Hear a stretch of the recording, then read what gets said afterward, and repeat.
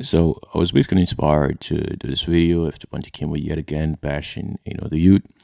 Uh, if you haven't noticed, he does this quite a bit. I can remember as a youth back in primary school, back in high school, uh, he would criticize Cartel, who was of course the hottest dancehall artist at the time back in '07 to around 2014.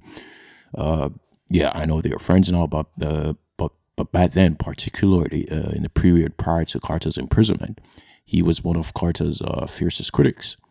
We've also seen instances where he fell out with other artists, such as Movado, at a certain point in his career. We've also seen him have his very public squabbles with very young Alkaline when he first came onto the scene and was, of course, making a name for himself. And let's say a few years back, we saw him hitting out against trap dancehall, which was, of course, the emerging sound of the newer generation at the time, folks like and Intense. And now we see him yet again bashing the newest set of dancehall talent. So clearly, I would say that there is a recognizable pattern here.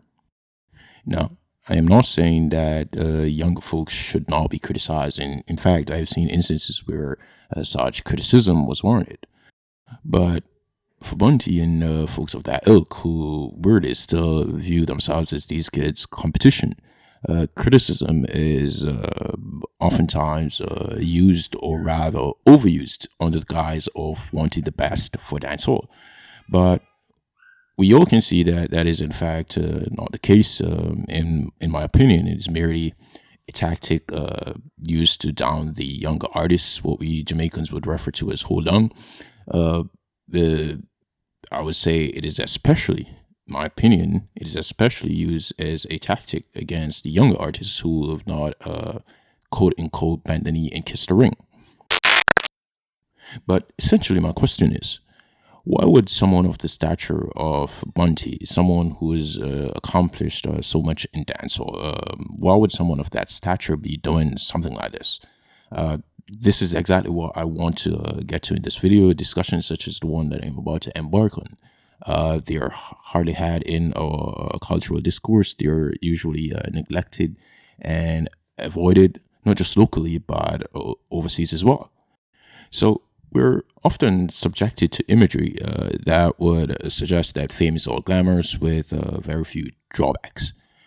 Uh, However, upon deeper reflection, one easily recognizes that fame, while being glamorous and fulfilling in many regards, it does in fact bring about numerous challenges as well. Bigger Smalls, who ironically also referred to himself as the notorious B.I.G. He was a famous rapper. He passed away several years ago, several decades ago, actually, and he once said, "More money, more problems."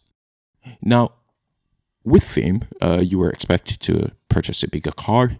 You are expected to acquire a bigger house. You're expected to upgrade your closet with designer wear. You're expected to do this for your friends as well. And of course, you will have much more friends now than when you weren't famous. In addition to that, being in the spotlight, getting lots of attention, breeds resentment and jealousy from others, which means you're going to need a security apparatus to protect you and those close to you. And in the very end, you are expected to maintain this lifestyle unto death. It is almost as if you've basically put yourself into a prison, a mental prison that is. Essentially, I would say that the celebrity is like a girl who has lost her V card. The celebrity has lost their anonymity. They've lost their A card, and they will never get it back, like a girl who has lost her V card. So let's have a look at Bunty, who is our case study here. He would have gotten the break very young, maybe in his teens or 20s, started to get lots of attention, money, both of which, of course, would naturally wane as he got older, particularly in the field that he's in. We all know that music is driven by the youth. So the further you move away from topics relating to what is relevant to the youth of the times, the less relevant you will become. I'm sure that Bunty in his younger years produced material which would have been deemed or labeled inappropriate by the older generation of his time. And I'm also pretty sure that he would have rebelled as a youth usually does. But what I want you guys to do is to put yourself in Bunty's shoe for a minute, or any other famous person for that matter. You would have basically acquired all these expensive possessions, expensive necessities. Again, hoping to maintain this particular lifestyle throughout life. But then you're confronted with a period where it would be in your best interest to scale back on those expensive luxuries, especially as is the case many times if you're that type of celebrity that spends frivolously and doesn't invest wisely. Now, if you're a smart person, you just accept that the fact that you have to scale back a bit, you'd accept that as the laws of nature and as the laws of life. But if you are a Bunty, you'd fight it. Essentially, you'd be fighting a losing battle. In many regards, celebrities like Bunty can be analogized as that older, more mature lady at the bar who still views the more naturally attractive women in their teens and 20s as her competition. So, of course, she dresses provocatively, push-up bras, tight dresses, lots of makeup, eyelash extensions, maybe some surgical assets as well. In the end, looking very clownish in her appearance, while still, of course, not being able to develop any traction with the target audience as a young woman would naturally do. I mean, for that matter, as she would have been able to do back in her heyday.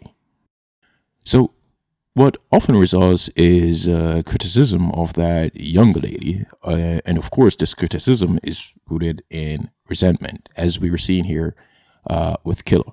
So, this is just my 2 cents on the issue. I'll catch you on the next one. And please remember to like, subscribe, share, and comment if you have anything of value to add.